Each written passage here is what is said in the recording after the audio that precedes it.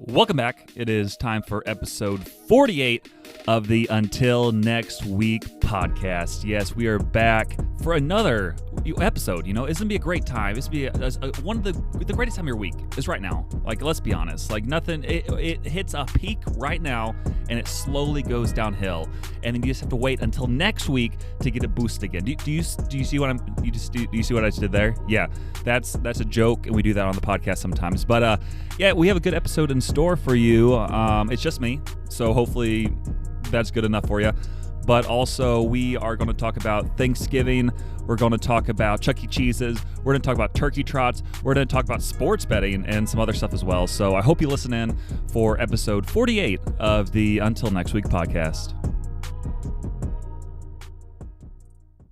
Welcome back to episode 48 of the Until Next Week podcast. It is Samuel on the mic today. Sorry, Dane is not here. He's finishing up his third round of chemo, so obviously he's a little busy. So I was like, okay, you can have the week off. Next week we can go back and get him, you know? But he's obviously, or not obviously, but he's doing well. Like, this is his third round of chemo. He has one more round after this, and all signs are pointing in a positive direction. So I know we just really appreciate your support. I know he thinks it's crazy, all the support he's getting, not only from his family and friends here in Springfield, but also all y'all like out there listening to this podcast who've never even met him or me or whoever else. And we just really appreciate all the support. I know he does a ton. Thank you again for all the prayers. Please keep him up. He's got one more round of chemo, which will be here in December. And then hopefully in January, he'll be back as a regular on the podcast. So that's all we're hoping for right now. But yeah, it'll be a good episode this week, and I hope you listen in for all of it. It was Thanksgiving this week. I hope all of you had a great Thanksgiving with family and friends or whoever else you may have been with. I know I had a very solid Thanksgiving week. This is one of my favorite holidays, not only for just like the turkey and mashed potatoes and all the food involved with it, but just the opportunities to spend time with family. I know around this time of year, things often slow down, whether that's with our jobs or with like my youngest sister. She's still in school. It gives all of us just like an opportunity to meet back up and just spend some quality time with each other. So I really enjoy that. So before I really dig into a lot of this episode, I figured I'd give you kind of a breakdown on what happened during my Thanksgiving week. I was fortunate enough to take off some time from work to spend more time with family, so I was very blessed to have that opportunity. But kind of since our last recording, some different main, I guess, big core events happened.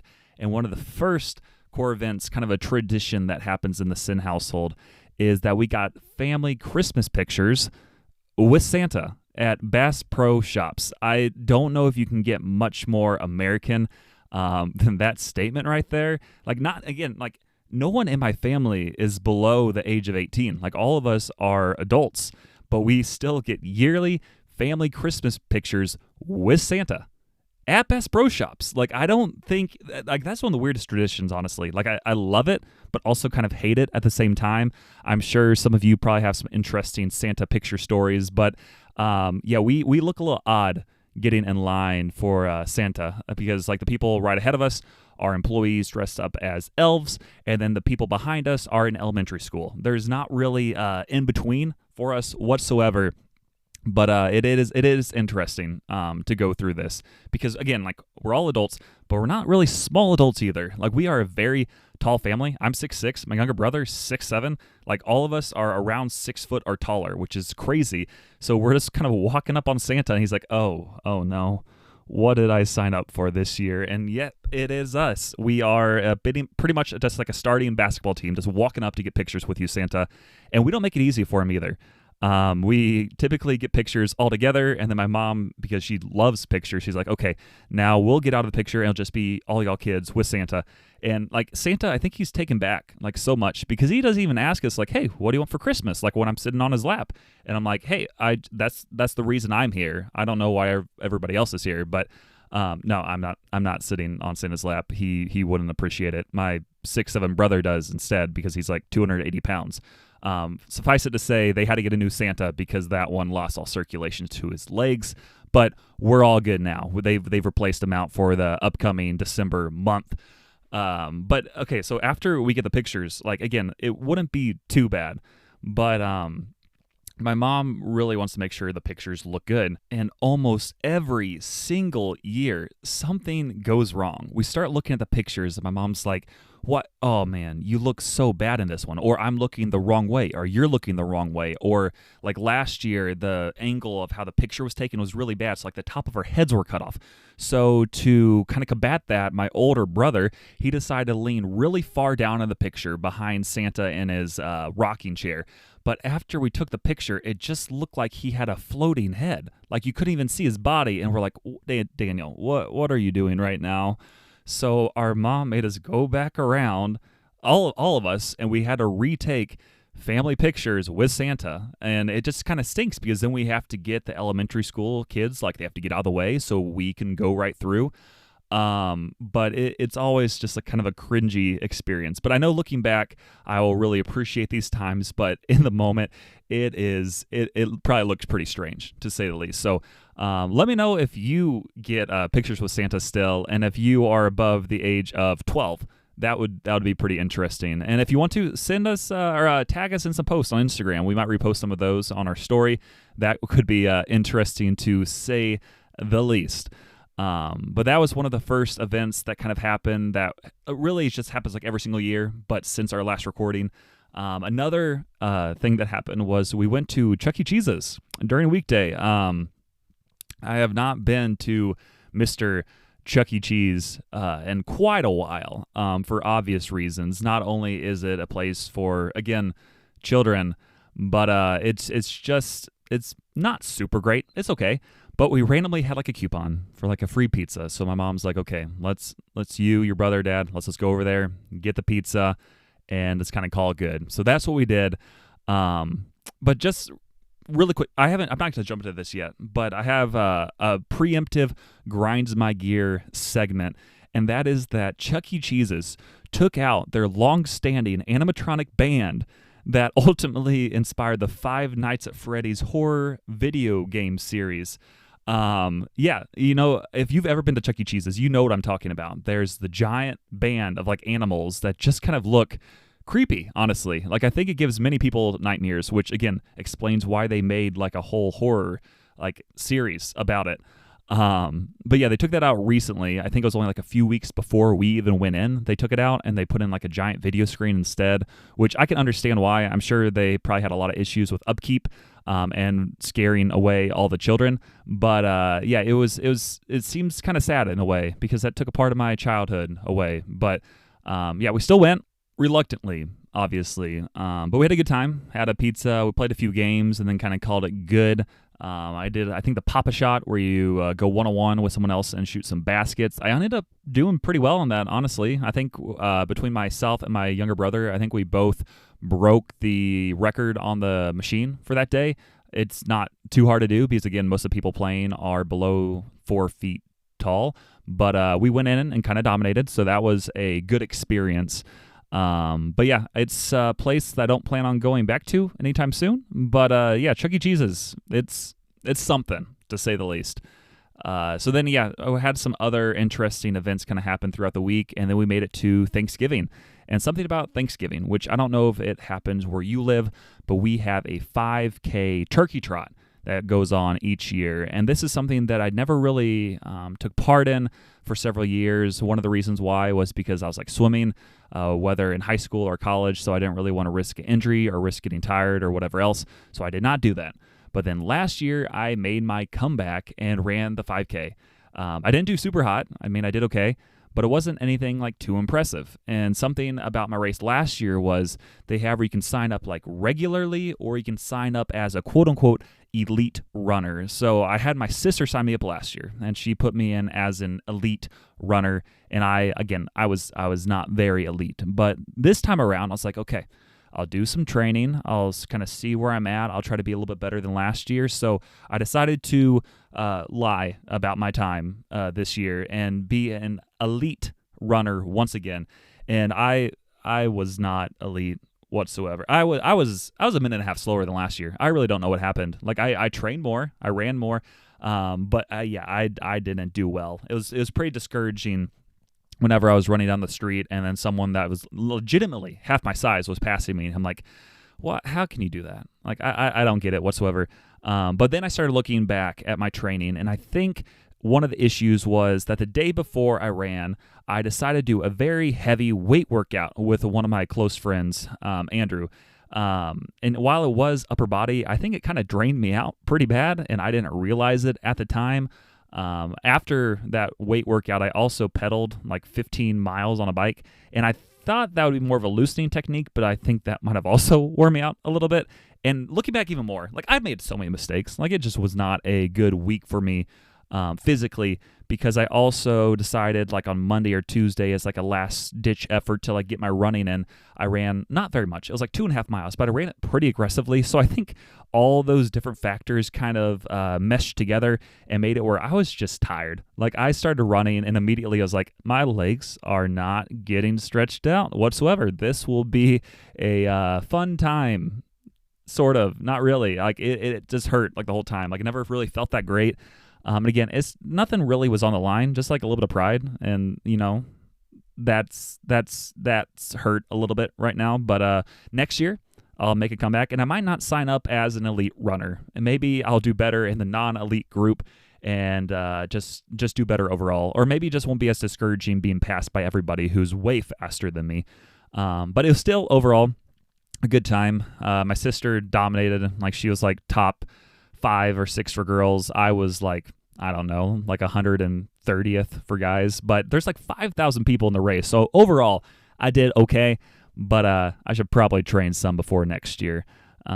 So really for the rest of the turkey trot day, or I guess Thanksgiving day that is, most of it was just kind of spent hanging with family.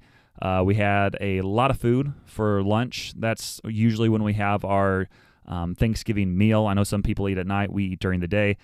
And I think like we had like all the stereotypical stuff. So we had like Thanksgiving turkey, like mashed potatoes, gravy, crescent rolls, like stuffings, green bean casserole, etc. Like it was so good, and I think it just kind of helped me recover a little bit after that race.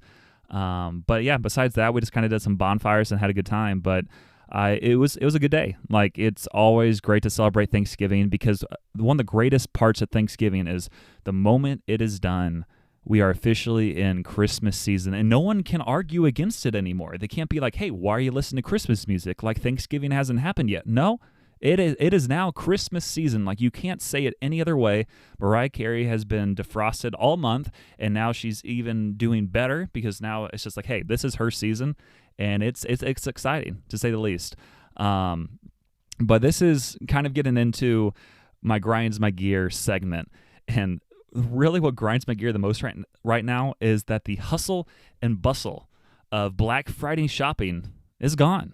Like that, I know it's kind of weird. I know like the U.S. and like a lot of the world is like very materialistic anyways, but there's something special just about Black Friday and kind of like exciting, like to seeing people line up like a long time ago. You'd always see like in the newspapers, like, okay, here's all the sales that are going to happen. You would get all the ads out for Best Buy and Walmart and Target, and look at all the stuff that you probably wouldn't end up getting because they're only selling like 3 of these items. But it was still exciting because you just didn't know. Like, could this be the year that you get that Xbox 360 or that TV or whatever else? But this year, it just seemed a little different. I feel like, honestly, ever since like 2020 and COVID, like the whole Black Friday like world has just kind of died down. And I don't know if that's a good or a bad thing, but I think one of the reasons it's partially happened is because like now stores are not even doing just like 1-day deals. Like they're making it like the whole week and going to Cyber Monday, or maybe having like a whole week sale or whole 2 weeks. And it just kind of takes some of the excitement off that one day right after Thanksgiving. So like I still did a little bit of Black Friday shopping. I went to the mall in Springfield, Missouri, which I know a lot of malls don't do well, but we have a hoppin' mall. Like, it is awesome seeing how well it does. Like, I don't know what it is about Springfield, Missouri, but we like our physical stores.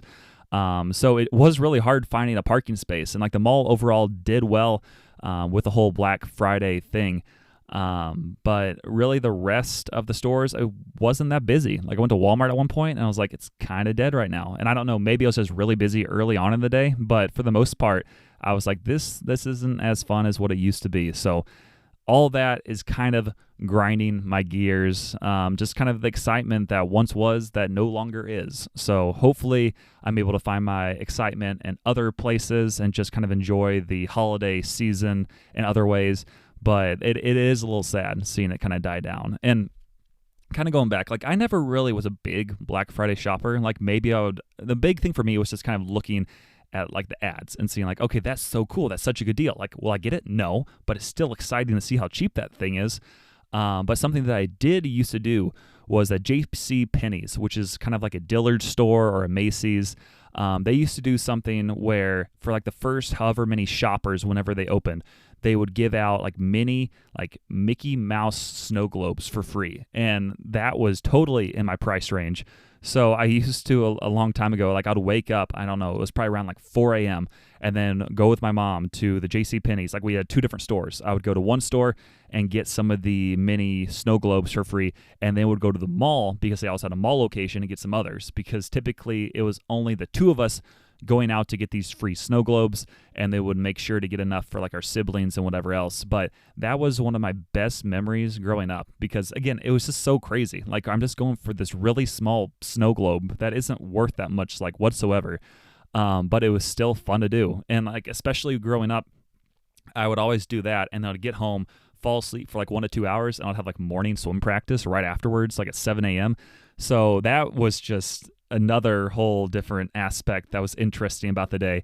But yeah, it's something I miss that's no longer happening, but who knows, maybe they'll bring it back one of these days. Probably not, because JCPenney's and a lot of other stores, big box stores, are kind of struggling a little bit nowadays. But I do miss those days. Like those were fun days for sure. So if you've ever gone to JCPenney's at 4 a.m. on a Black Friday to get a free Mickey Mouse snow globe, let me know. I don't know of many people who ever did that besides people in my family and then other strange individuals.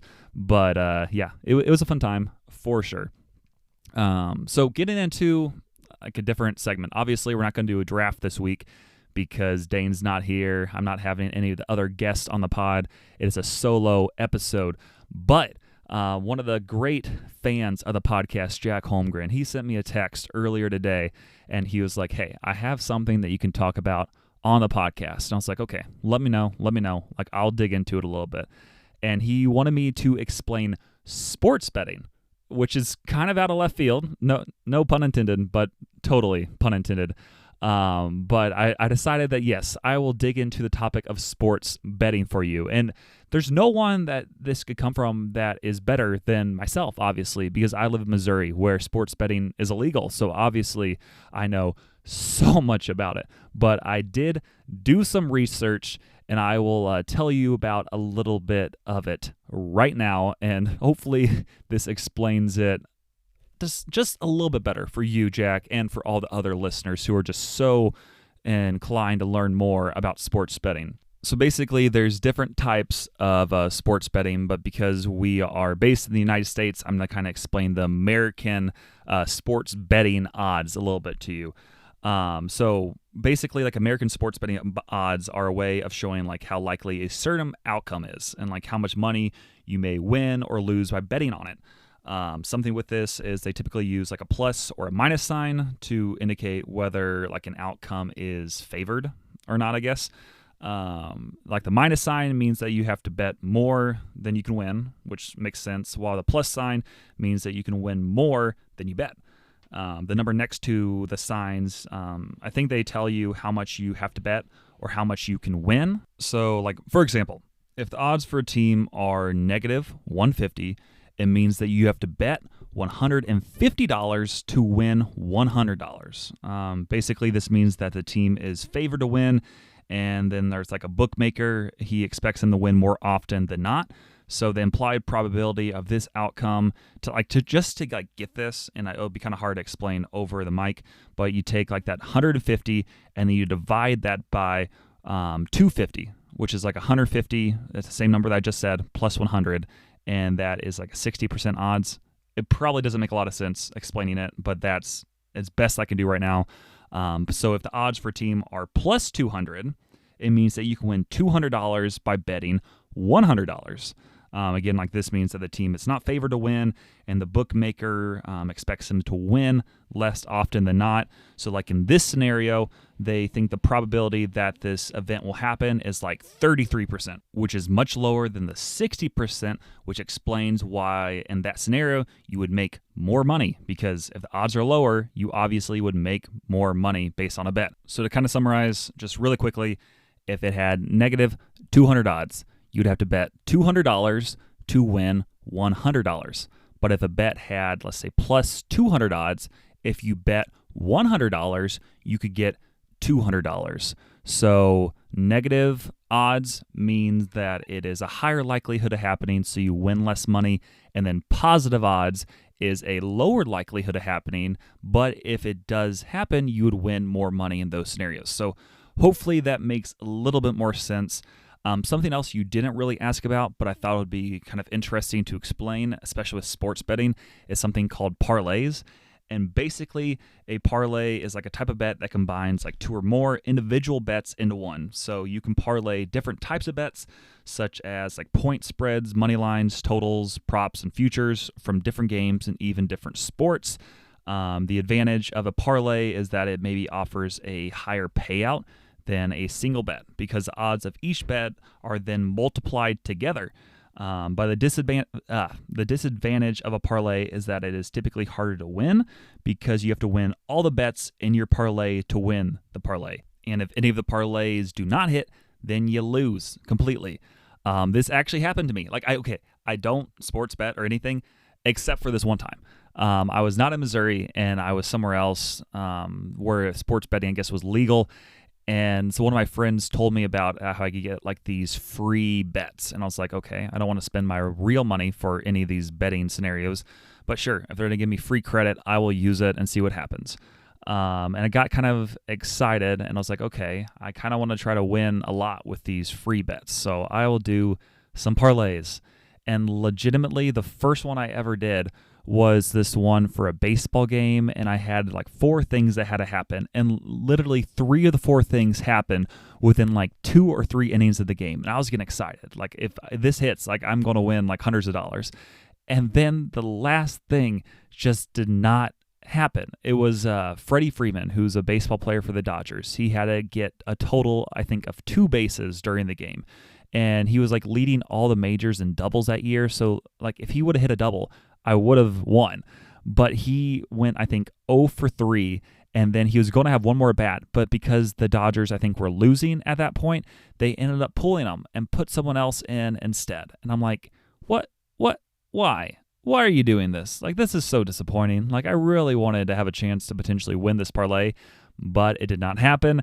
So I was a little disappointed. And yes, it kind of explains further what I said earlier, that parlays are just extremely hard to win, because again, like, so many things have to happen, and I think that's why all the gambling companies realize that, and people think they're exciting because you can potentially win a lot of money with a small bet, but it probably won't happen. So I don't recommend sports betting like whatsoever, or parlays or anything, but I guess if you want to, do it. But yeah, it's a crazy thing, and it's a big money maker for a reason.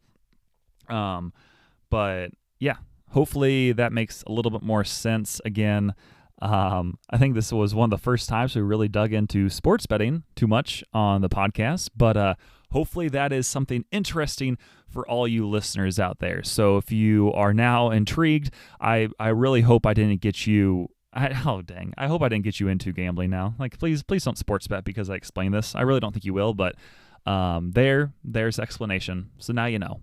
Okay. Moving on. Last week on the episode, we discussed our top 4 sports movies. And yeah, we had some good picks, I think myself and Dane. And then we had like a poll, like to vote, like, hey, who do you think had better picks? And there weren't a lot of votes on the poll, but last I checked, I was winning for having the better overall picks than Dane. So if you did not vote on last week's poll and you have a strong opinion one way or another, like, jump in that episode on Spotify and click who you think had the better picks. But then some of you also sent us some of your top sports movies, so I thought I'd read a couple of these off. One of them was Elizabeth Virgil. She sent her top 4 movies, which were Remember the Titans, which was one of Dane's picks. The Sandlot, which was one of my picks. The Rocky series, which I think, again, was one of Dane's picks. And then Rookie of the Year, which I don't think that was either of our picks, but that is a really good movie.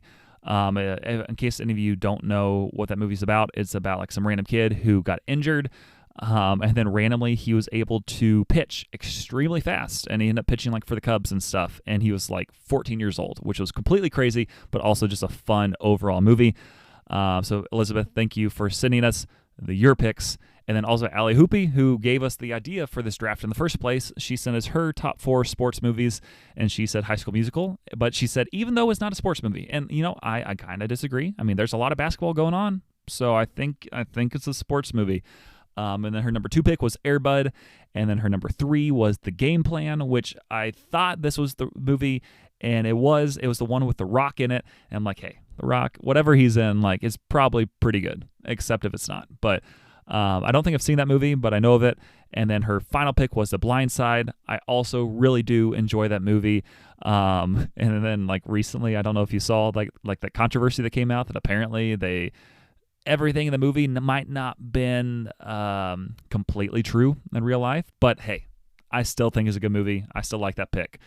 So yeah, thank you again for just responding and letting us know what your top sports movies are, and just like thank you for like interacting with us. Like, I think it's so cool, like seeing kind of what you think of an episode, what we think of an episode. We kind of compare and contrast, and maybe talk about it a little bit here on the pod.